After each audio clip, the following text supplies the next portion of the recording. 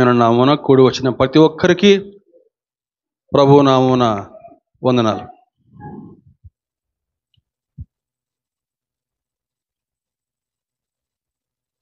యోవేలు గ్రంథము 2వ అధ్యాయము 14వ వచనం. యోవేలు 2వ అధ్యాయము 14వ వచనం. ఒకవేళ ఆయన మనస్సు త్రిప్పుకుని పశ్చాత్తాపడి మీ దేవుడైన యెహోవాకు తగిన నైవేద్యమును పానార్పణమును మీకు దీవెనగా అనుగ్రహింపడని ఎవడు చెప్పగలడు? ప్రార్థన చేసుకుందాం. మహాపరిశుద్ధుడా, ప్రేమపూర్ణుడా, నిత్య స్తోత్రార్హుడా, కృపా కనికర సంపూర్ణుడా, మహిమ ఘనతకు అర్హుడా, హల్లెలూయా హల్లెలూయా హల్లెలూయా. స్తోత్రం నా ప్రభువా. గడిచిన సమయమంతయు మమ్మల్ందరినీ క్షేమకరంగా భద్రపరిచి అనేకమైన శోధనల నుంచి, ఇరుకులు, ఇబ్బందుల నుంచి తప్పించి నా ప్రభా సజీవుల లెక్కలో ఉంచి ఈ మధ్యాహ్న కాలం ఈ విధంగానైనా నేను స్తుతించి మహింపరిచి ఘనపరుచుకునే చక్కని భాగ్యాన్ని దయచేశారు తండ్రి. స్తోత్రం తండ్రి. ఈ ఉదయకాల సమయం యొక్క వాక్య భాగం ధ్యానించబోతుండగా నాయన, అయా నాయన, నిశ్చితమైతే కొద్ది సమయం నీకు సిలువ చాటును మరుగుపరిచి ఇక్కడ చేరిన ప్రతి ఒక్క బిడ్డతో వ్యక్తిగతంగా మాట్లాడి మీరే స్తుతి ఘనత మహిమ పొందురని మా ప్రభువును మా రక్షకుని ప్రియకుమారుడు యేసుక్రీస్తు వారి అతి శ్రేష్టమైన నామములను వేడుకొనుచున్నాను తండ్రి. ఆమేన్.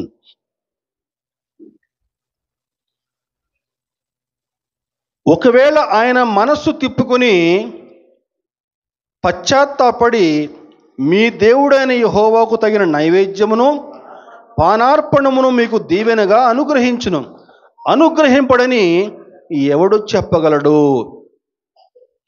అర్థం ఏంటని చెప్పంటే, దేవుడు తన మనస్సు మార్చుకుని మీకు కీడు చేయకుండా చక్కని దీవెన ఇస్తానని చెప్తున్నాడండి.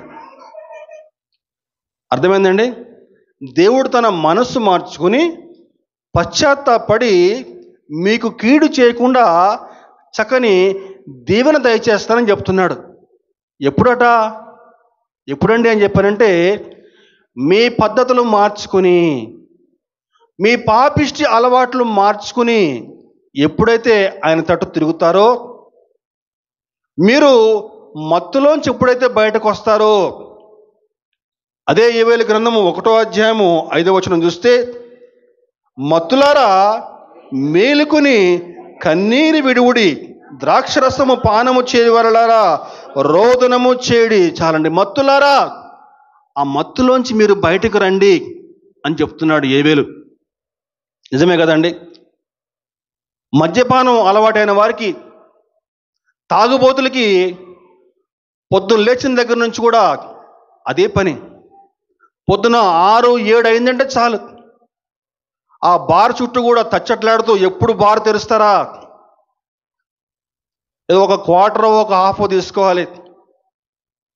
ఇక తాగితే చాలు, ఇంకా వాడికి ఇక ఏమీ అవసరం లేదు. ఇంకా వాడికి భార్య అర్థం కాదు, తల్లి అర్థం కాదు, ఎవరు అర్థం కాదు. ఇంకా ఓ యూదా ప్రజలారా, మత్తులారా, మీరు మేలుకొని రండి, మీరు మేలుకొని కన్నీరు విడవండి అని చెప్పని ఇక్కడ యోవేలు చెప్తున్నాడు. మత్తులారా, కొంతమందికి ఆ యొక్క మత్తులో ఉంటే పక్కన ఉన్నది తల్లో అర్థం కాదు, భార్య అర్థం కాదు, కూతురు అర్థం కాదు. ఈరోజు చూస్తే మనకు న్యూస్ అంట్లో అనేకమైన భయంకరమైనటువంటి వార్తలు మనం చూస్తూ ఉన్నామండి. మత్తులారా, కొంతమందికి మరొక మత్తు ఉంటుందండి. అదే మత్తు అని చెప్పంటే డబ్బు మత్తు. డబ్బు సంపాదించక ముందు వరకు ఒక రకంగా ఉంటారు, తీరా డబ్బు సంపాదించిన తర్వాత మనస్సు మారిపోతుంది. ఇంకా కన్ను మీను కానరాదు. ఇంకా గర్వము నెత్తికెక్కుతుంది. అది డబ్బు మత్తు. మరి కొంతమందికి వ్యభిచార మత్తు, స్త్రీ వ్యామోహం అదొక మత్తు. ఆ స్త్రీ వ్యామోహంతో ఉన్నటువంటి వారికి ఇంకా పొద్దస్తమానం కూడా అవే పాపిష్టి ఆలోచనలు, అదొక రకమైన మత్తు. ఆనాడు గ్రంథకర్త యోవేలు యూదా ప్రజలతో మాట్లాడుతున్నాడు. ఓ యూదా ప్రజలారా, మీరు మత్తు విడిచి మేలుకొని మీరు కన్నీరు విడవండి. ఎందుకో తెలుసా? యెహోవా దినము రాబోతా ఉంది. అది ఎంత భయంకరమని చెప్పానంటే, యెహోవా దినము యోవేలు 2వ అధ్యాయము 10వ వచనం చూస్తే, యోవేలు 2వ అధ్యాయం 10వ వచనం, భూమి కంపించుచున్నది, ఆకాశము తత్తరించుచున్నది, సూర్యచంద్రులకు తేజోహీనత కలుగుచున్నది, నక్షత్రములకు కాంతి తప్పుచున్నది. యెహోవా తన సైన్యమును నడిపించును, ఉరుము వలె గర్జించుచున్నాడు. ఆయన దండు బహు గొప్పదై ఉన్నది, ఆయన ఆజ్ఞను నెరవేర్చున్నది బలము కలది. యెహోవా దినము బహు భయంకరము, దానికి తాళగలిగిన వాడెవడు అంటున్నాడండి గ్రంథకర్త అయినటువంటి యోవేలు. గమనించండి, యెహోవా దినము అని ఒకటి ఉందండి, యేసుక్రీస్తు దినం అని కూడా ఒకటి ఉంది. 2 ఉన్నాయండి. యెహోవా దినం ఉంది, యేసుక్రీస్తు దినం ఉంది. ఈ 2 దినములు ఉన్నాయి. ఒక భక్తుడు ఈ విధంగా అంటాడు, మనిషి దినం కూడా ఒకటి ఉందని చెప్పని. 3 దినాలు ఉన్నాయట. ఒకటి మనిషి దినము, ఇంకోటి యేసుక్రీస్తు దినము, ఇంకోటి యెహోవా దినము. మనిషి దినము ఇదిగో నేడు మనము ఆ మనిషి దినంలో మనం నివసిస్తూ ఉన్నాం. ఈనాడు మనిషి దేవుడు నాకు అక్కర్లేదంటున్నాడు.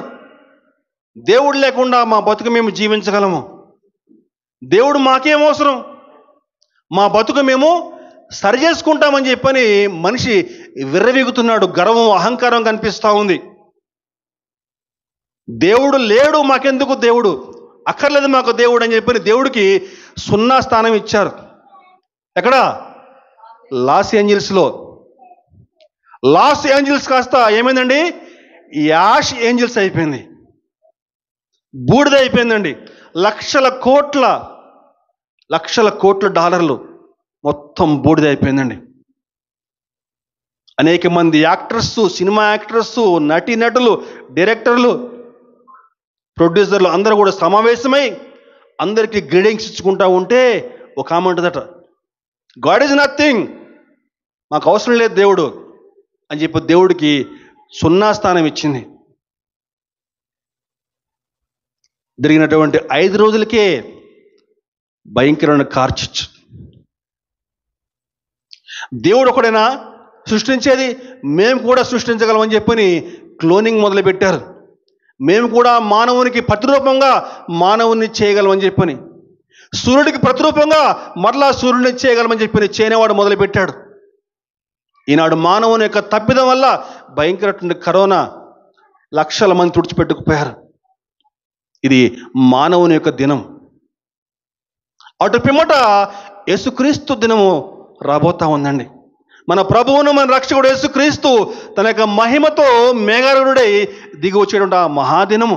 హల్లెలూయా, దేవునికి స్తోత్రం.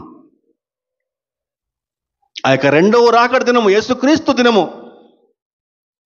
ఆయన యొక్క మహిమను మనం చూసేటువంటి దినము, ఆయన యొక్క ప్రత్యక్షతను మనం చూసేటువంటి దినము, యేసుక్రీస్తుని ప్రత్యక్షంగా మనం చూసేటువంటి దినము యేసుక్రీస్తు దినము. ఖచ్చితంగా చెప్పాలని చెప్పంటే మనందరం కూడా ఎత్తబడే దినం అండి. హల్లెలూయా, స్తోత్రం. అయితే మనందరం కూడా ఆ దినము ఎత్తబడాలని చెప్పంటే నువ్వు ఖచ్చితంగా రక్షించబడి ఉండాలి. మనందరం కూడా ఆయనతో పాటు మనం ఎత్తబడి ఉండాలని చెప్పంటే, ఆయన కలుసుకోవాలని చెప్పారంటే మనందరం కూడా ఖచ్చితంగా రక్షణ పొందుకుని ఉండాలండి. ఖచ్చితంగా యేసుక్రీస్తును అంగీకరించాలి, ఆయన యొక్క సువార్తను ఖచ్చితంగా అంగీకరించాలండి. దేవునికి స్తోత్రం, హల్లెలూయా. ఇకపోతే 3వ దినము, అదే యెహోవా దినము. యెహోవా దినం అని చెప్పంటే ఉగ్రత దినము, బహు భయంకరమైన దినం అండి. అదే యోవేలు మాట్లాడుతూ ఉన్నాడండి. యోవేలు 2వ అధ్యాయము 31వ వచనం చూస్తే, యోవేలు 2వ అధ్యాయం 31వ వచనం చూస్తే, యెహోవా యొక్క భయంకరమైనటువంటి ఆ మహాదినము రాకముందు సూర్యుడు తేజోహీనుడగును, చంద్రుడు రక్తవర్ణమగును. ఏమైందండి? సూర్యుడు తేజోహీనుడగును, చంద్రుడు రక్తహీనుడగును, రక్తవర్ణమగును అని చెప్పని వాక్యం సెలవిస్తా ఉందండి. ఇదే మాటలు మనము యేసు ప్రభు మత్తయి సువార్తలో మాట్లాడుతూ, మత్తయి సువార్త 24వ అధ్యాయము 29-30 చూస్తే,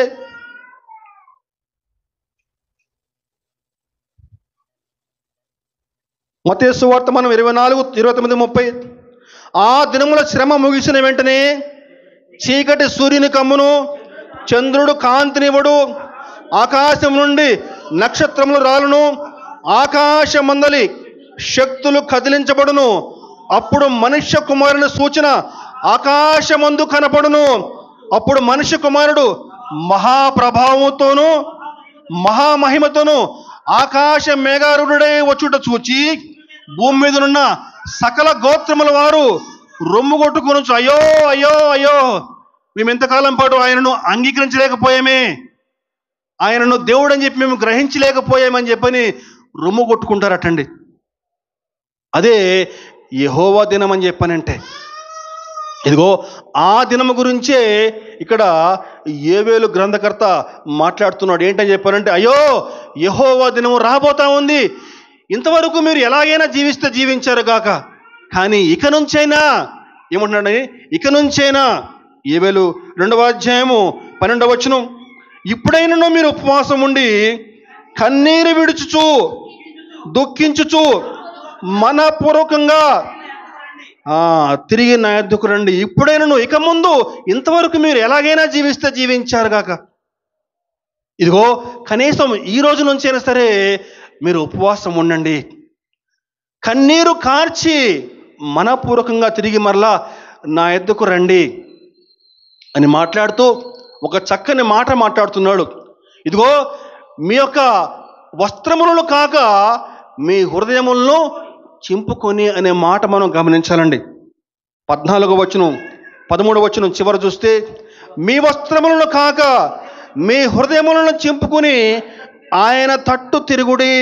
అంటే వస్త్రములను కాక అని చెప్పనే మాట మనం గమనిస్తే, ఆనాటి కాలంలో ఒక వ్యక్తి పశ్చాత్తాపడని చెప్పిన గుర్తు అంటే చెప్పారంటే తన యొక్క వస్త్రాలు చింపుకునేవారు అన్నమాట.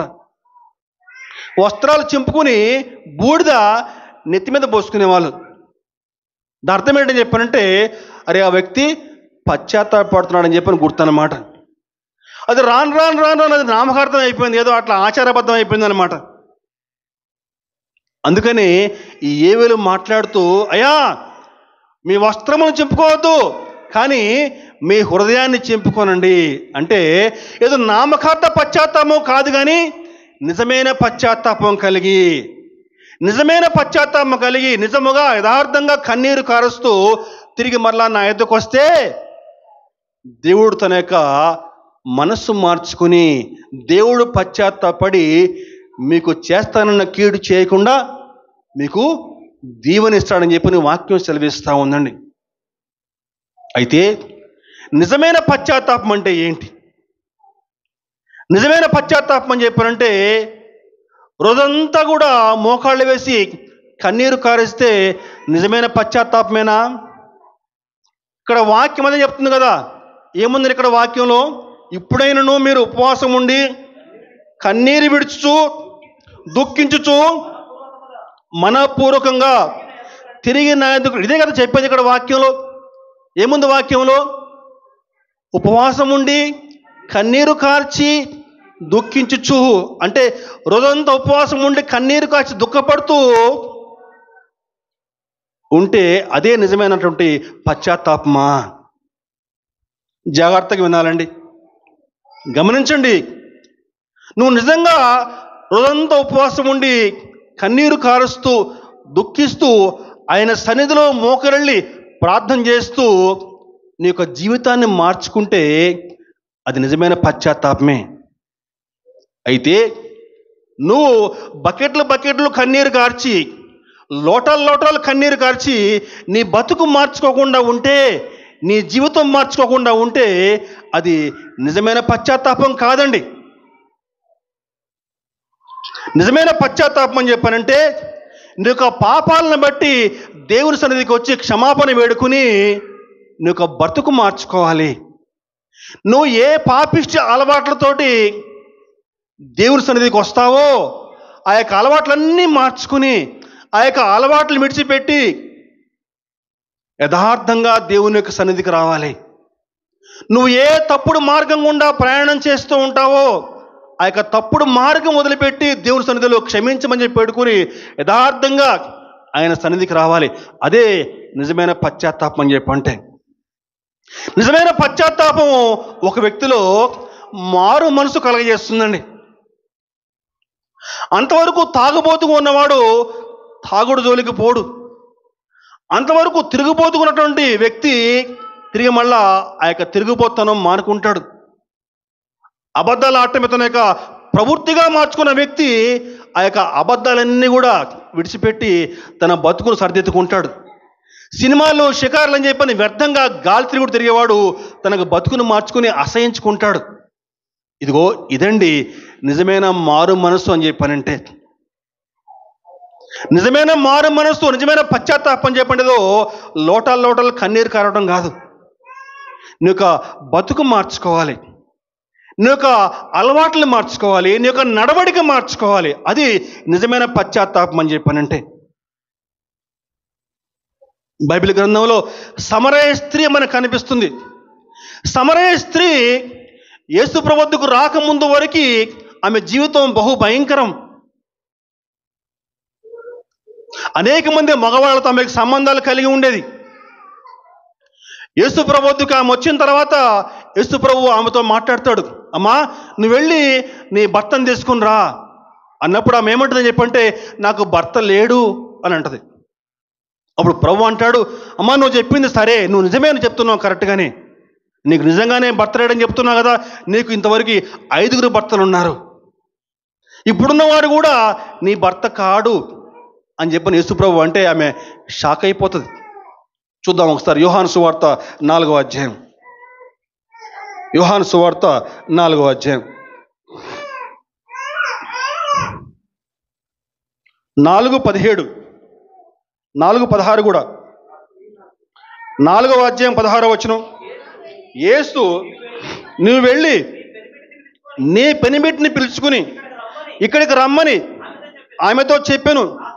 ఆ స్త్రీ నాకు పెనిమిటి లేడనగా యేసు ఆమెతో నాకు పెనిమిటి లేడని నువ్వు చెప్పిన మాట సరియే, నీకు 5 పెనిమిట్లుండిరి, ఇప్పుడు ఉన్నవాడు నీ పెనిమిటి కాడు, సత్యమే చెప్పితివ. నేను నీకు 5 భర్తలు ఉన్నారు, ఇప్పుడున్నవాడు కూడా నీ భర్త కాడు అని చెప్పి అనగానే ఆమె ఒక్కసారి షాక్ అయిపోద్దండి. యేసు ప్రభు వద్దకి వచ్చే ముందు వరకు ఆమె జీవితం వేరు, కానీ ఎప్పుడైతే యేసు ప్రభువు ఆమెతో మాట్లాడాడో ఆమె తన బతుకు మార్చుకుందండి. తన జీవితాన్ని మార్చుకుంది, మారు మనసు పొందింది. తన ఊరికి వెళ్ళి తన ఊరి ప్రజలకి ఇదిగో ఆయన ఈ విధంగా ఉన్నాడని చెప్పని అనేక మందిని ఆయన వద్దకు పట్టుకొచ్చిందండి. యేసు ప్రభు ఆ సమరయ గ్రామంలో 2 రోజులు ఉన్నాడు. యేసు ప్రభు యొక్క సువార్త విని అనేకులు ఆయన యందు విశ్వాసం ఉంచిరని చెప్పని వాక్యం అక్కడ మనం గమనించవచ్చండి. ఈరోజు నువ్వు అనేక రోజుల నుంచి దేవుని మందిరానికి వస్తూ ఉన్నాయే, ఎంతమందిని నువ్వు దేవుని సన్నిధికి పట్టుకొచ్చావు? ఈరోజు నీ బతుకు మారిందా? నీ మనస్సు మారిందా? ఎప్పటి నుంచో మందిరానికి వస్తున్నావు కదా, నువ్వు ఒక్కడవే బైబిల్ పట్టుకుని అట్లా వస్తూ ఉంటావు. ఎంతమందిని నువ్వు మందిరానికి పట్టుకురాగలిగావు? నీ బతుకు వల్ల, నీ మారిన నీ జీవితం వల్ల నువ్వు ఎంతమందిని మార్చగలిగావు? ఆనాడు ఆ సమరయ స్త్రీ తన బతుకు మార్చుకుంది, అనేక మందిని యేసు ప్రభు వద్దకు లాక్కొచ్చేసింది. ఆమెమి లోటలు కన్నీరు గారవలే, అక్కడ తన బతుకు మార్చుకుంది, తన జీవితం మార్చుకుందండి. ఇది నిజమైన పశ్చాత్తాపం అని చెప్పానంటే, నిజమైన మారు మనసు అని చెప్పంటే ఇదండి. జక్కయ్య ఒక ట్యాక్స్ కలెక్టర్, ఒక సుంకరిగా ఉండేవాడు. యేసు ప్రభు పరిచయం కాక మునుపు, యేసు ప్రభువుని కలుసుకోక మునుపు జక్కయ్య ఒక సుంకరి, అన్యాయంగా డబ్బులు సంపాదించేటువంటి వాడు, అన్యాయపు పన్ను వసూలు చేసేటువంటి వాడు. కానీ ఎప్పుడైతే జక్కయ్య వద్దకు యేసు ప్రభు వచ్చాడో, జక్కయ్య ఇంట్లోకి యేసు ప్రభు ఎప్పుడైతే వచ్చాడో జక్కయ్యలో మార్పు కలిగింది. తన పాప బతుకు మొత్తం కూడా ఆయన గ్రహించాడు. ఏమన్నాడమ్మి? లూకాసు వార్త 19వ అధ్యాయము 8వ వచనం. జక్కయ్య ఏం మాట్లాడుతున్నాడమ్మా చూద్దాం ఒకసారి. లూకాసు వార్త 19:8. జక్కయ్య నిలవబడి, ఇదిగో ప్రభువా, నా ఆస్తిలో సగము బీదలకిచ్చున్నాను. నేను ఎవరి వద్ద నేనును అన్యాయముగా దేనినైనను తీసుకొనేలా అతనికి 4 గంటలు మరలా చెల్లించునని చెప్పిన ప్రభుతో చెప్పాను. హల్లెలూయా, దేవునికి స్తోత్రం. యేసు ప్రభు వద్దకు రాక మునుపు, యేసు ప్రభువుని కలుసుకోక మునుపు, యేసు ప్రభు తన ఇంట్లోకి ఆహ్వానించక మునుపు జక్కయ్య జీవితం వేరు. కానీ ఎప్పుడైతే యేసు ప్రభు జక్కయ్య ఇంట్లోకి వచ్చాడో జక్కయ్య తన యొక్క పాప బతుకు మొత్తం కూడా జక్కయ్యకి అర్థమైపోయింది. తన ఎంత పాపిష్టి వాడినో జక్కయ్యకి అర్థమైపోయింది. ఒప్పేసుకుంటున్నాడు, ప్రభువా, నేను అన్యాయంగా తీసుకుంటే ఎవరు వద్దనైనా సరే అది మొత్తం కూడా ఇచ్చేస్తాను. ఇతడు కూడా అబ్రహాము కుమారుడే. దేవునికి స్తోత్రం, హల్లెలూయా. అదిగో అటువంటి మారు మనస్సు ఈరోజు నీకు కావాలండి. పాత నిబంధనలో మనకి మనష్షే అనే ఒక భక్తుడు కనిపిస్తాడు. మనష్షే అనే రాజు కనిపిస్తాడు మనకి. మనష్షే ఎవరయ్యే మనష్షే అని చెప్పానంటే హిజ్కియా ఒక కుమారుడు. హిజ్కియా ఒక గొప్ప భక్తుడు, దేవుని పట్ల యథార్థంగా జీవించేవాడు, దేవుని యొక్క వాక్యానుసారం జీవించేవాడు హిజ్కియా. హిజ్కియా ఎంత గొప్ప భక్తుడైతే హిజ్కియా యొక్క కడుపున ఒక పాపిష్టివాడు పుట్టాడు. వాడి పేరు మనష్షే. ఏ దేవుడి తనను కనికరించి ఆ యొక్క కణాలకు నడిపించాడో ఆ దేవుణ్ణి మర్చిపోయాడు మనష్షే. తన తండ్రి ఏ దేవుణ్ణి సేవించాడో ఆ దేవుణ్ణి మర్చిపోయాడు మనష్షే. భయంకరటువంటి పాపంతో వ్యవహరించాడు. అనేకమైన పాపిష్టి పనులు చేస్తూ ఉన్నాడు. దేవునికి బహుగా కోపం పుట్టించాడు. దేవుడు అనేక మంది ప్రవక్తలను మనష్షే వద్దకు పంపిస్తాడు. కానీ మనష్షే తనకు బతుకు మార్చుకోడు. అదిగో అటువంటి పరిస్థితుల్లో శత్రువులు రాజ్యంపైకి దండెత్తి మనష్షేని ఒక పశువుకి ఎట్లయితే ముక్కుకి గాలం వేస్తామో ఇట్లా కొక్కెం కట్టి, అదిగో అలా మనష్షేకి కొక్కెం కట్టి లాక్కెళ్తారు తమ దేశానికి. తీసుకెళ్ళి చెరసాల్లో బంధిస్తారు. ఆ విధంగా చెరసాల్లో బంధించినప్పుడు మనష్షే తన తప్పు తెలుసుకుంటాడు. అయ్యో, ఎంత పొరపాటు చేశానే ఇంతవరకు, నేను నిజమైన దేవుడిని నేను అనుసరించలేకపోయానని చెప్పని పశ్చాత్తాపడి దేవుడికి కన్నీరు కార్చి ప్రార్థన చేస్తే ఏం జరిగింది చూద్దామండి. అప్పుడు దినవృత్తాంతములు 2 Chronicles 33 33 10 11. యెహోవా మనష్షేకును అతని జనులకును వర్తమానములు పంపినను వారు చెవియొగ్గకపోయిరి. కాబట్టి యెహోవా అష్షూరు రాజు యొక్క సైన్యాధిపతులను వారి మీదకి రప్పించును. మనష్షే తప్పించుకుని పోకుండా వారు అతని పట్టుకొని గొలుసులతో బంధించి అతనిని బబులోనుకు తీసుకుని పోయిరి. అలాగే 12వ వచనం. అతడు శ్రమలో ఉన్నప్పుడు తన దేవుడైన యెహోవాను బ్రతిమాలుకుని తన పితరుల దేవుని సన్నిధిని తను తాను బహుగా తగ్గించుకుని ఆయనకు మొరలిడగా ఆయన అతని విన్నపములు ఆలకించి యెరూషలేమునకును అతని రాజ్యంలోనికి అతను తిరిగి తీసుకొని వచ్చినప్పుడు యెహోవా దేవుడే ఉన్నాడని మనష్షే తెలుసుకును. ఆ యొక్క చెరసాలలో మనష్షే మోకాళ్ళు వేసి కన్నీరు కార్చి దేవునికి ప్రార్థన చేస్తూ ఉన్నాడట. అయ్యో ప్రభువా, ఎంత పొరపాటు చేశాను ప్రభువా, దయవుంచి నన్ను క్షమిస్తావా? కన్నీరు కాచి దేవునికి పశ్చాత్తాపంతో ప్రార్థన చేస్తే దేవుడు మనష్షే పట్ల కనికరపడి తిరిగి మనష్షేకు తన యొక్క సింహాసనం తనకి ఇచ్చేస్తాడు. ఆ విధంగా తన యొక్క తప్పు తెలుసుకున్న మనష్షే తర్వాత తన బతుకు మార్చుకుంటాడు, దేవునికి మహిమకరంగా జీవిస్తాడండి. పరిశుద్ధాత్ముడు మనష్షే గురించి చక్కని సాక్ష్యం ఇస్తా ఉన్నాడు. 33వ అధ్యాయము 23వ వచనం చూస్తే, అదే దినవృత్తాంతంలో 33:23 చూస్తే, తన తండ్రి అయిన మనష్షే గుణపడినట్లు యెహోవా సన్నిధిన పశ్చాత్తాపుడు కాకను గుణపడకను ఈ ఆమోసు అంతకంతకు ఎక్కువ ద్రోహ కార్యములు చేయుచు వచ్చును. దాని అర్థం ఏంటండి? మనష్షే పశ్చాత్తాపడ్డాడు.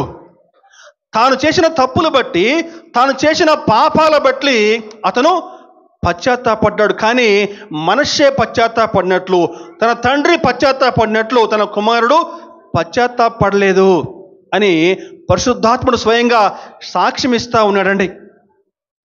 ఈరోజు మన ఆత్మీయ జీవితాలు ఏ విధంగా ఉన్నాయండి? ఒక వ్యక్తిలో ఈ మారు మనసు ఎప్పుడు కలుగుతుందండి?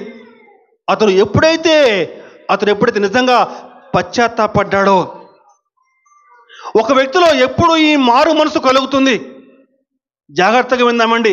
నువ్వు యేసు ప్రభువుని తెలుసుకుంటే రాదండి ఈ మారు మనసు. యేసు ప్రభువుని కలుసుకోవాలి. ఒకరోజు కలుసుకోవడం కాదు, ఆదివారం కలుసుకోవడం కాదండి, ప్రతిరోజు కూడా ఆయన్ను కలుసుకోవాలి.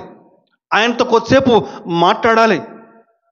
నేనంటాను, ఆ రోజు జక్కయ్య తన ఇంట్లో కాదు ఆహ్వానించింది, తన ఒంట్లోకి ఆహ్వానించాడు జక్కయ్య.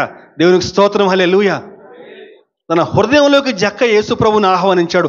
అందుకే తక్షణమే వెంటనే ఏమంటాడండి? ప్రభువా, నేను అన్యాయంగా సంపాదిస్తే ఎవరి వద్దనైనా సరే అదంతా తిరిగి ఇచ్చేస్తానని చెప్పని జక్కయ్య చెప్తున్నాడండి. గమనించండి, ఒక విశ్వాసికి, ఒక క్రైస్తవుడికి ఈ మారు మనసు అనుభవం చాలా ప్రాముఖ్యమైందండి. అందుకే పేతురు గారు ఆ అపోస్తల కార్యం 2వ అధ్యాయంలో పెంతెకొస్తు దినం రోజు ఏమంటాడని చెప్పానంటే, అనేక మంది యూదులు ఆయన మాటలు విని పశ్చాత్తాపడితే అపోస్తల కార్యం 2వ అధ్యాయంలో ఒక చక్కని మాట ఉందండి. అపోస్తల కార్యం 2వ అధ్యాయము 37వ వచనం చూస్తే, వారు ఈ మాట విని హృదయంలో నొచ్చుకుని, సహోదరులారా, మేమేమి చేద్దామని పేతురును కడమ అపోస్తలును అడగగా, పేతురు, మీరు మారు మనసు పొంది పాప క్షమాపణ నిమిత్తము ప్రతివాడు యేసుక్రీస్తు నామమున బాప్తిస్మం పొందుడి. చాలండి. ప్రతివాడు కూడా మారు మనసు పొంది పాప క్షమాపణ నిమిత్తము యేసుక్రీస్తు నామమున బాప్తిస్మం పొందుడి. ప్రియ సహోదరుడా, సహోదరి, ఈరోజు అనేక మంది క్రైస్తవులు ఎలా ఉన్నారని చెప్పారంటే, బాప్టిజం తీసుకుంటున్నారు, ప్రతి నెల మొదటి ఆదివారం బలలో చేవేస్తున్నారు, కానీ వారి బతుకులు ఏం మార్పు లేదండి. వారి జీవితాల్లో ఏం మార్పు లేదు. యేసు ప్రభు వద్దకు రాక మునుపు ఎటువంటి జీవితాలు ఉన్నాయో ఆయన వద్దకు వచ్చిన తర్వాత కూడా అదే జీవితాలు, అవే అలవాట్లు, అదే బతుకు. ఇది నిజమైన పశ్చాత్తాపం కాదు. ఇది నిజమైన మారు మనసు కాదండి. ప్రభు చెప్తున్నాడు, నిజమైన పశ్చాత్తాపం కలిగి తిరిగి నా యొద్దకు రండి. ఈరోజు మన జీవితాల్లో అనేకమైన మేళ్ళు మనం చూడలేకపోతున్నాం. కారణం ఏంటని చెప్పంటే, నిజమైనటువంటి మారు మనసు మనలో లేదు. నువ్వు దేవుని వద్దకు రాకమునుపు ఏ విధంగా ఉన్నావు, దేవుని వద్దకు వచ్చిన తర్వాత నీ జీవితం మారిందా? మారు మనసు కలిగిందా? ఇది నిజమైన పశ్చాత్తాపం అని చెప్పానంటే. ఆనాడు సమరయ స్త్రీ దేవుని వద్దకు రాకమునుపు ఒక జీవితం, ప్రభు వద్దకు వచ్చిన తర్వాత, ప్రభు పరిచయమైన తర్వాత మరొక జీవితం. జక్కయ్య మారు మనసు పొందాడు, మనష్షే మారు మనసు పొందాడు, తన జీవితాన్ని మార్చుకున్నాడు. ఇదిగో ఆ విధంగా నిజమైన పశ్చాత్తాపంతో ప్రభు వద్దకు వస్తే, నిజమైన పశ్చాత్తాపంతో కన్నీరు కార్చి ఆయన వద్ద మోకరిల్లి ప్రార్థన చేస్తే ప్రభు చక్కని వాగ్దానం ఇస్తా ఉన్నాడు. అదే యోవేలు గ్రంథము ఒకసారి మనం చూద్దాం. అలా యోవేలు గ్రంథము 2వ అధ్యాయము 20వ వచనం, 2:20. 19వ వచనం చివరి నుంచి, ఇకను అన్యజనులలో మిమ్మల్ని అవమానాస్పదముగా చేయక మీరు తృప్తి నొందినంతగా నేను ధాన్యమును, క్రొత్త ద్రాక్షరసమును, తైలమును మీకు పంపించదును. అలాగే 21వ వచనం కూడా, దేశమా భయపడక సంతోషించి గంతులు వేయము, యెహోవా గొప్ప కార్యములు చేసిను. చాలండి. ఎప్పుడైతే మీరు మారు మనసు పొంది పశ్చాత్తాపంతో ఆయన వద్దకు వస్తారో, కన్నీరు కార్చి ఆయన పాదాలు పట్టుకుంటారో, అప్పుడు దేవుడు గొప్ప కార్యాలు మన జీవితంలో చేస్తా అంటున్నాడండి. ఏం చేస్తా అంటున్నాడండి? ఇకను అన్యజనుల్లో మిమ్మను అవమానాస్పదముగా చేయక, మీరు అవమానం పొందరు ఇంకా అన్యజనులలో, తృప్తి నొందినంతగా మీకు ధాన్యమును, కొత్త ద్రాక్షరసము, తైలము మీకు పంపించదును అని చెప్పి దేవుడు చక్కని వాగ్దానం ఇస్తున్నాడండి. దేవునికి స్తోత్రం కలుగును గాక. హల్లెలూయా. నిజమైన పశ్చాత్తాపం అని చెప్పినప్పుడు మరి తప్పుడు పశ్చాత్తాపం కూడా ఉంటుంది కదా. ఉండదా? చీకటి అన్నప్పుడు వెలుగు ఉంటుంది, వెలుగు అన్నప్పుడు చీకటి ఖచ్చితంగా ఉంటుంది. నిజమైన పశ్చాత్తాపం అని చెప్పంటే మరి తప్పుడు పశ్చాత్తాపం కూడా ఉంటుందండి. తెలుసుకుందాం దాని గురించి కూడా. తప్పుడు పశ్చాత్తాపం అంటే ఏంటి? తప్పుడు పశ్చాత్తాపం అని చెప్పారంటే ఫాల్స్ రిపెంటెన్స్ అన్నమాట. ఇంగ్లీష్లో ఫాల్స్ రిపెంటెన్స్ లేదా టెంపరరీ రిపెంటెన్స్ చెప్పుకోవచ్చు. అంటే తాత్కాలిక పశ్చాత్తాపము అని చెప్పుకోవచ్చండి. ఈ తాత్కాలిక పశ్చాత్తాపం అని చెప్పంటే ఏంటని చెప్పారంటే, తాత్కాలికంగా ఏదో పశ్చాత్తాపడినట్లుగా వారు ఇతరుల్ని మభ్య పెడతా ఉంటారన్నమాట. కట్టుకున్న భార్యను లేకపోతే కట్టుకున్న భర్తను మభ్యపరచడానికి, లేకపోతే వారు వెళ్తున్న సంఘంలో తోటి సంఘస్థుల్ని మభ్యపరచడానికి, వారు వెళ్తున్న సంఘంలో సంఘ కాపరిని మభ్యపరచడానికి పశ్చాత్తాపడుతున్నట్లుగా నటిస్తారు. వారి యొక్క పశ్చాత్తాపం కేవలం బాహ్యంగా ఉంటుందంతే, లోపల అంతరంగ పశ్చాత్తాపం ఉండదన్నమాట. మరికొంతమంది ఏం చేస్తారని చెప్పారంటే, వారి యొక్క కుటుంబంలో ఏదో భయంకరమైన సంఘటన జరుగుతుంది, జరగరానిది. దానివల్ల భయపడిపోయి దేవుణ్ణి నమ్ముకుంటారు. ఆ 3 నెలలు 4 నెలల పాటు క్రమంగా దేవుని మందిరానికి వస్తారు.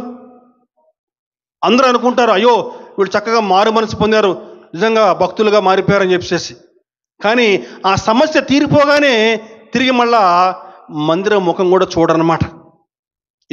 ఇది తప్పుడు పశ్చాత్తాపం అని చెప్పారంటే. ఇటువంటి వారు మన యొక్క క్రైస్తవ సమాజంలో అనేక మందిరాల్లో కనిపిస్తూ ఉన్నారండి. గమనించండి, దేవుడు పైరూపం ఎప్పుడు కూడా చూడండి. దేవుడు మన హృదయాన్ని చూస్తాడు. నీ హృదయంలో అంతరంగం ఏ విధంగా ఉంది?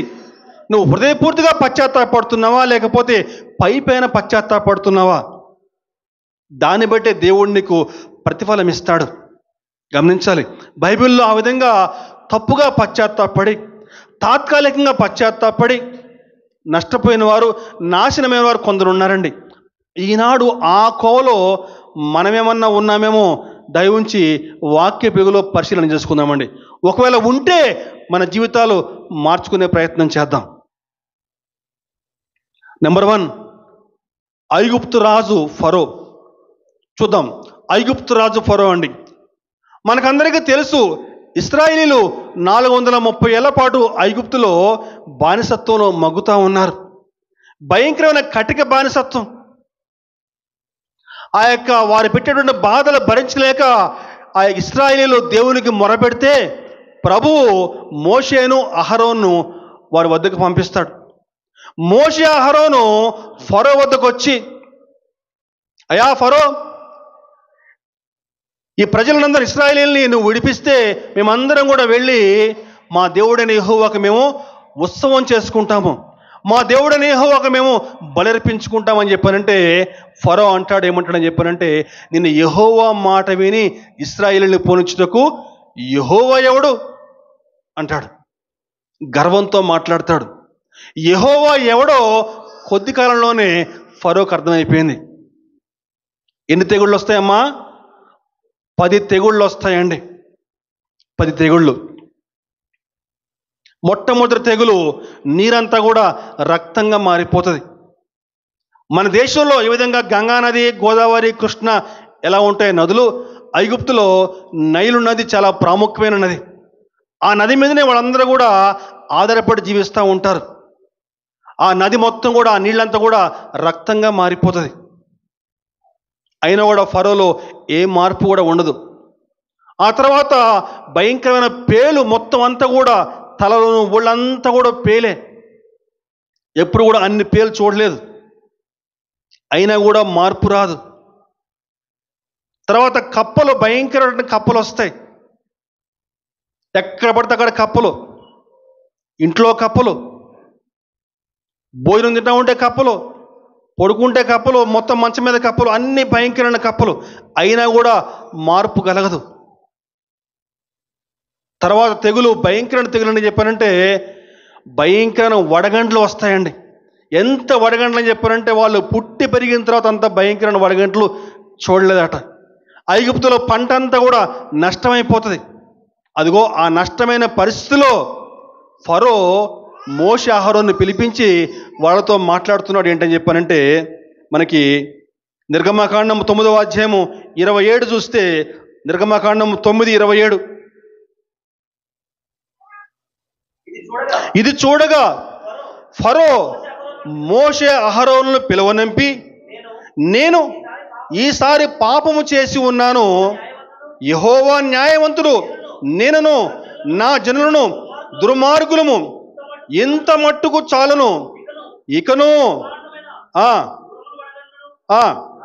రాకుండానట్లు యెహోవాను వేడుకొనుడి, మిమ్మల్ని పోనిచ్చెదను, మిమ్మల్ని ఇకను నిలపనని వారితో చెప్పగా. చాలండి. అయ్యో నేను తప్పు చేశాను, నేను పాపం చేశానని చెప్పని పశ్చాత్తాపడుతున్నాడండి. తప్పుడు పశ్చాత్తాపం అంటే ఏంటి, ఎలా ఉంటుంది మీకు వివరించే ప్రయత్నం చేస్తూ ఉన్నాను. ఫరో తప్పు చేశాడని చెప్పని పశ్చాత్తాపడుతున్నాడు అక్కడ మోషే అహరోను పిలిపించి. మరి మారిపోయాడా మరి ఫరో? తర్వాత వచనం చూస్తే 34వ వచనం చూస్తే, అయితే ఫరో వర్షమును వడగండ్లను ఉరుములు నిలిచిపోవుట చూచి అతడును అతని సేవకులు ఇంకా పాపము చేయుచు తమ హృదయములను కఠినపరుచుకున్నారు. వర్షములు, వడగండ్లు, మెరుపులు ఉన్న వరకు అయ్యో అయ్యో అయ్యో నన్ను క్షమించండి, ఈ ఉరుములు వడగండ్లు ఆగిపోయేలాగా మీ దేవుడిని వేడుకో అని చెప్పని చెప్తున్నాడు. ఒక్కసారి ఉరుములు వడగండ్లు ఆగిపోగానే మళ్ళా తన మనస్సు కఠినపరుచుకున్నాడండి. ఇలా తర్వాత కూడా అనేక సార్లు జరుగుద్దండి. చిట్ట చివరికి భయంకరమైన తెగులు మనకందరికీ తెలుసు. ఐగుప్తులో ప్రతి కుటుంబంలో కూడా జ్యేష్ఠ పుత్రుడు చనిపోతాడండి. ప్రతి ఒక్క కుటుంబంలో కూడా పెద్ద కుమారుడు చనిపోతాడు. ఐగుప్తులో మహాఘోష, ఏడుపు లేనటువంటి ఇల్లు లేదు. అందరూ చనిపోతారు, పెద్ద కొడుకులు అందరూ కూడా, ఇంక్లూడింగ్ ఫరో కుమారుడు కూడా. అదిగో ఆ రాత్రి ఫరో భయపడిపోతాడు. మోషే అహరోను పిలిపించి, వెళ్ళిపోండి ఇక్కడి నుంచి, ఒక్క క్షణం కూడా ఇక్కడ మీరు ఉండటానికి వీళ్ళు, వెళ్ళిపోండి ఇక్కడి నుంచి చెప్పని అందరినీ పంపించి వేస్తారండి. దేవునికి స్తోత్రం, హల్లెలూయా. మరైతే మారు మనసు పొందాడా? పశ్చాత్తాపడ్డాడు కదా, భయపడిపోయాడు కదా, మరి అంతటితో ఆగాడా? ఆగలేదండి. ఎర్ర సముద్రం మధ్యకు వాళ్ళు రాగానే ఇదేంటి ఇలా చేశాం, వెళ్ళిపోయారు అందరూ ఇశ్రాయేలు అని చెప్పని తిరిగి మళ్ళా తన సైన్యాన్ని వెంట పెట్టుకుని మళ్ళా వారిని తరుముతా పోయాడండి. మనకందరికీ బాగా తెలుసు, ఎర్ర సముద్రం 2 పాయలుగా చీల్చబడింది. ఆ రోజు ఇశ్రాయేలులు ఆ యొక్క పొడి నేలపై నడుచుకుంటూ వెళ్ళిపోయారు. వారు తరుముతా వచ్చారు ఐగుప్తులు పట్టుకుందామని చెప్పని. ఆ యొక్క నట్టనడి సముద్రంలో తిరిగి మళ్ళా మోషే తన చెయ్యి పైకి లేపగానే సముద్రం అంతా కూడా ఒక దగ్గరకు వచ్చేసిందండి. దేవునికి స్తోత్రం, హల్లెలూయా. ఐగుప్తులందరూ కూడా భయంకరంగా ఆ నీళ్ళలో మొత్తం కూడా మునిగిపోయారు, కళ్ళ ముందు చనిపోయారండి. సహోదరుడా, సహోదరి, ఈరోజు నీ కుటుంబంలో పరిస్థితులు బట్టి, జరిగిన సంఘటనలు బట్టి భయపడిపోయి ఏదో గబగబా దేవుని వద్దకు వచ్చి పశ్చాత్తాపడుతున్నావా? తిరిగి అది మామూలు అయిపోగానే, ఆ యొక్క కష్టం తీరిపోగానే, ఆ యొక్క దుఃఖం తీరిపోగానే తిరిగి నీ యొక్క పాత జీవితం జీవిస్తూ ఉంటే, ఇదిగో ఆ రోజు ఫరో ఏ విధంగా నాశనమయ్యాడో అదే విధంగా నువ్వు కూడా నాశనం అవుతావు. జాగ్రత్త. ఫరో వలె నాశనం కాకముందే నీ జీవితాన్ని మార్చుకుని యథార్థంగా దేవుని వద్దకు రమ్మని చెప్పని ప్రభు పేరిట మనవి చేస్తూ ఉన్నాను. ఆ రోజు ఫరో పశ్చాత్తాపడ్డాడు, భయపడ్డాడు, కానీ తన మనస్సు కఠినపరుచుకున్నాడు. తిరిగి వారిని తరుముతా పోయాడు. ఆ యొక్క నడి సముద్రంలో భయంకరంగా సర్వనాశనం అయిపోయారు.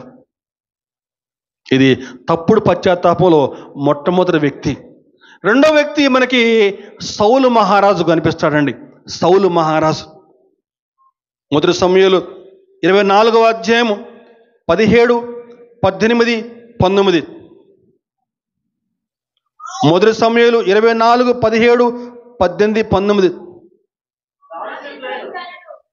సౌలు, దావీదా, నాయనా ఈ పలుకు నీదేనా అని బిగ్గరగా ఏడ్చి దావీదుతో ఇట్లనెను,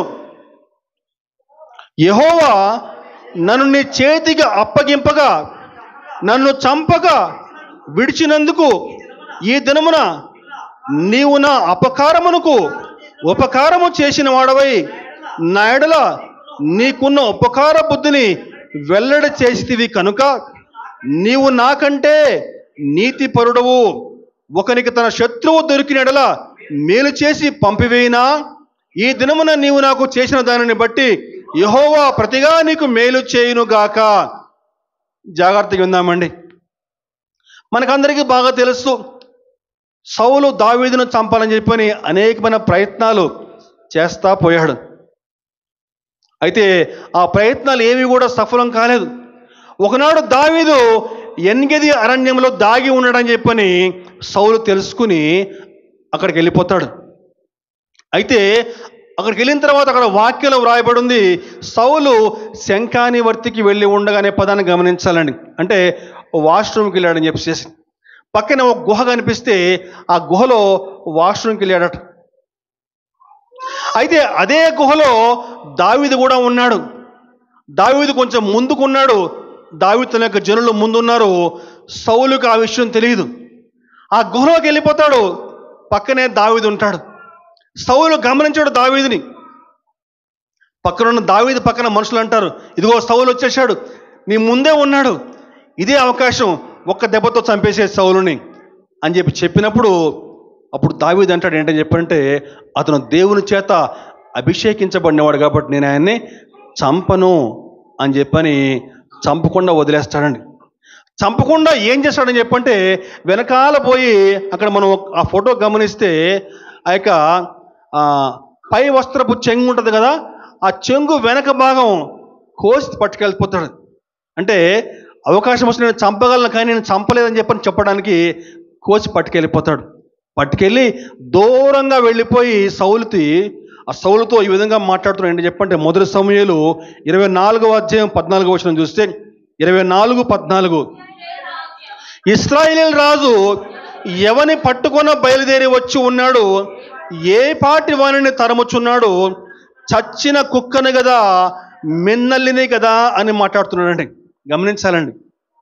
దావీదు సౌలుతో మాట్లాడుతూ ఏంటి చెప్పానంటే, అయ్యా నువ్వు ఇశ్రాయేలుకి రాజువే, నువ్వు ఎవరు తరుముతున్నావు?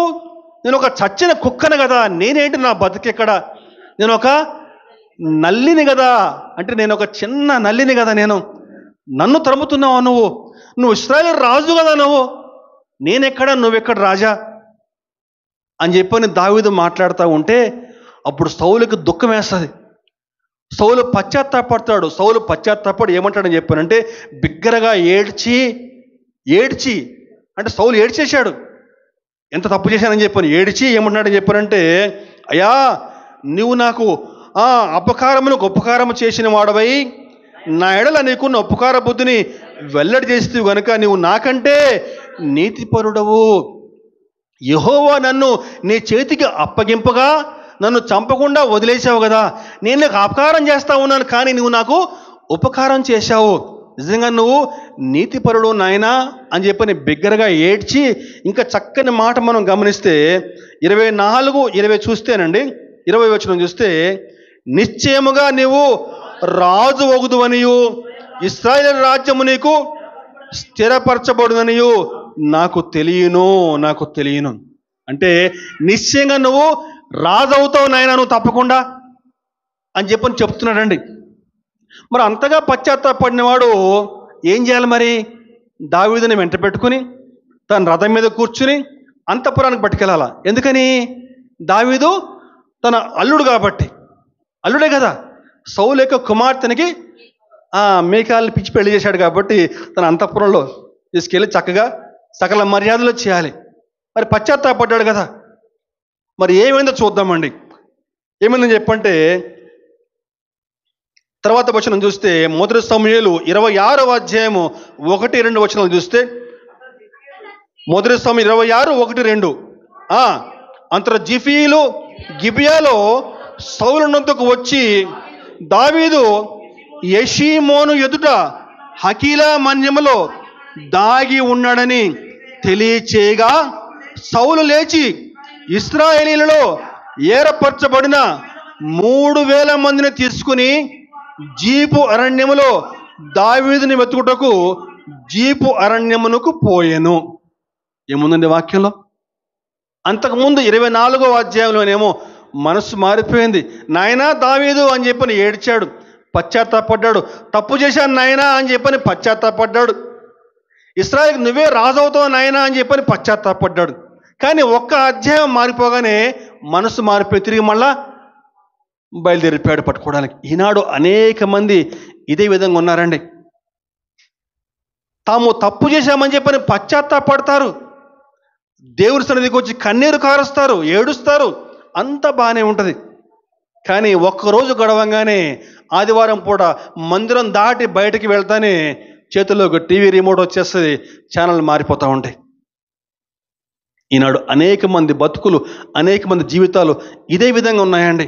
అందుకే మన జీవితాల్లో మేళ్ళు మనం కళ్ళారా చూడలేకపోతున్నామండి. సౌలు మహారాజు తప్పుడు పశ్చాత్తాపం, అమాలేకులు చంపమని చెప్పని ప్రభువు ఆజ్ఞాపిస్తే అమాలేకులు చంపకుండా అమాలేకుల రాజు అగగును పక్కన కూర్చోబెట్టుకుంటాడు. ఆ యొక్క అమాలేకుల యొక్క ఆ యొక్క పశువుల్ని, జంతువుల్ని మొత్తం చంపకుండా చక్కని కొవ్విన పశువులు చక్కగా దాచిపెట్టుకుంటాడు. సమూయేలు వచ్చి, నాయనా సౌలు ఏంటి ఇలా చేసావని చెప్పానంటే ఏమంటాడని చెప్పానంటే, ప్రజలు వీటిని ఆహారం కొరకే తెచ్చుకున్నారు, నా తప్పేం లేదు అని చెప్తాడండి. పశ్చాత్తాపం లేదు. ఫలితం ఏంటని చెప్పారంటే, కొద్ది కాలానికి సౌలు వద్ద నుంచి దేవుని ఆత్మ బయలు వెడిలిపోయి దురాత్మ సౌలును పట్టుకుందండి. ఈనాడు నువ్వు కూడా తప్పుడు పశ్చాత్తాపంతో వ్యవహరిస్తే, నిజమైన పశ్చాత్తాపం లేకుండా వ్యవహరిస్తే దురాత్మ నిన్ను పట్టుకుంటుంది, జాగ్రత్త. దేవుని ఆత్మ నిన్ను వదిలిపెట్టి వెళ్ళిపోయి దురాత్మ నీ వద్దకు చేరుతుంది. ఆనాడు సౌలుకి దేవుని ఆత్మ దూరంగా వెళ్ళిపోయి దురాత్మ వచ్చి పట్టుకుంది. చివరి యుద్ధంలో మనం గమనిస్తే సౌలు ఆత్మహత్య చేసుకుని చనిపోయాడండి. ఇశ్రాయేలు రాజు ఎలా చనిపోయాడండి? తన కత్తి వేసుకుని చనిపోయాడండి. అదిగో అటువంటి పరిస్థితి. తప్పుడు పశ్చాత్తాపం కలిగి జీవిస్తే, నిజమైన పశ్చాత్తాపం లేకుండా నువ్వు తప్పుగా పశ్చాత్తాపడితే, తాత్కాలికంగా పశ్చాత్తాపడితే, యథార్థ హృదయం లేకుండా జీవిస్తే ఇదిగో ఇటువంటి పరిస్థితి నీకు కూడా వచ్చే అవకాశం ఉంటుంది. ఈరోజు ప్రభు యథార్థంగా పశ్చాత్తాపడి హృదయపూర్తిగా కన్నీరు కారుస్తూ నా వద్దకు రండి. ఆ విధంగా హృదయపూర్తిగా కన్నీరు కాచి నా వద్దకు వస్తే ఇదిగో యోవేలు గ్రంథంలో చక్కని వాగ్దానం, కొత్త ద్రాక్షరసం నేను మీకు ఇస్తాను. దేవుడు చక్కని వాగ్దానం ఇస్తా ఉండండి. ఆ యొక్క వాగ్దానం మనందరం కూడా పొందుకోవాలని చెప్పని నిజమైన పశ్చాత్తాపం కలిగి ఈ యొక్క అంత్య దినాల్లో దేవునికి మరింత మహిమకరంగా జీవించాలని ఆశిస్తూ చిన్న వాక్యం ముగిస్తా ఉన్నాను. Thank you.